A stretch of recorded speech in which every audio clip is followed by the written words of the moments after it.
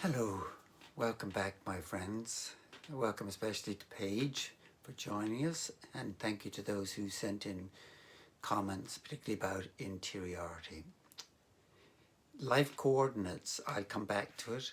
I will come back to it in the context of St. Benedict because I think he was living at a time and wrote his rule to provide coordinates for a culture that was very like our own, that had lost its way, and he was determined to provide a way of life that would provide people with a fullness of life. So it's interesting to look at the coordinates that he proposes. So we'll come to that. The interiority issue obviously is a huge topic and we need to come back to it, and I will. Just to acknowledge again that we have neglected it, that we're now finding how difficult it is to negotiate turbulence when we have been largely focused on the external, on the outside, and have few resources to deal with the inside. That's a fact of life. There's nothing we can do, but it has left us vulnerable and exposed. The other disadvantage I think we have at the moment is that we live in a culture of comfort. You know, if we have a pain nowadays, a pain in our tooth, pain in our head, we take a pill. If we feel cold, we turn up the heat. We've got all these ways of avoiding difficulties or pains or suffering. But now we're faced with a type of turbulence and dis-ease that we've never experienced, and we're not as well prepared as we might be. I was interested in this huge experiment they did in England and I think in America, where they created these great big biomes, a biosphere, where they big plastic domes where humans could live and trees and plants and animals could live together. And what they discovered was that when the trees reached full size, they fell over. They fell over.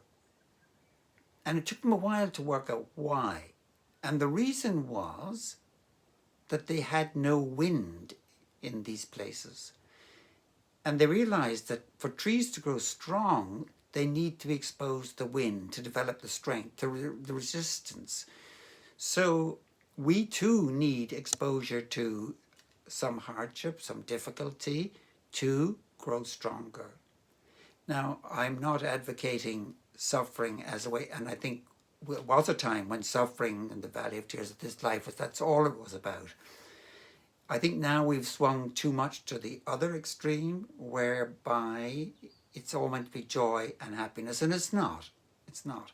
It's both. It's both suffering and it's also magnificent. It's also magnificent. You just have to be out in the woods as I was today and look at those ferns and trees and how steady they are and how still they are and how they're not worried about pandemics or anything. They're there and they're magnificent in their forms and in their being.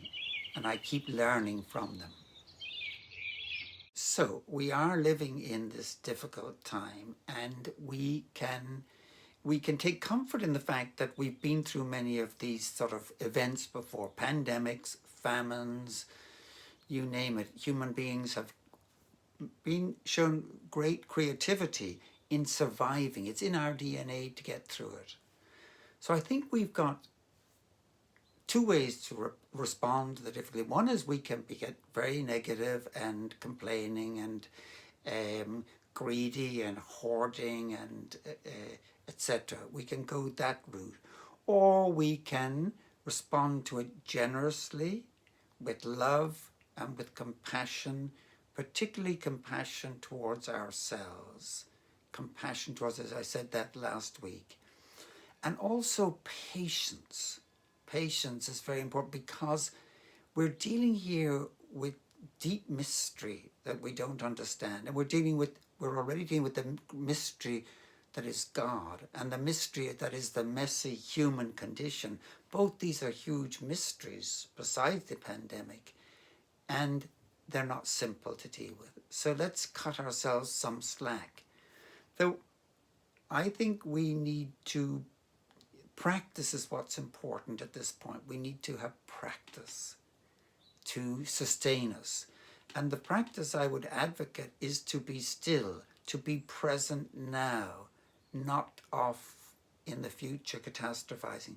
Bring ourselves into this present moment. And I propose that we just spend a little time relaxing into the present moment.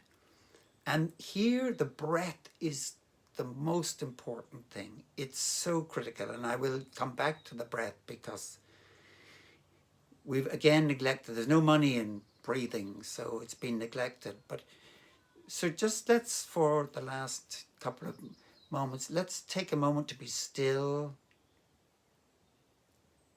to make sure the shoulders are lower, and to breathe. Breathe gently and quietly and slowly from the belly.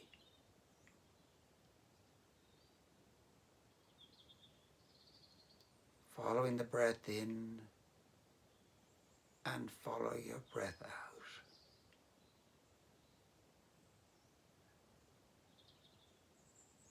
Follow the breath in and following the breath out. I link that to the Jesus prayer.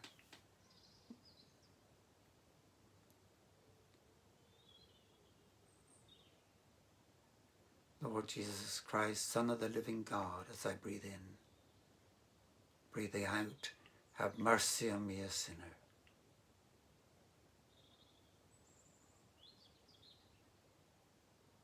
So, be safe, be well, and I'll talk to you next week.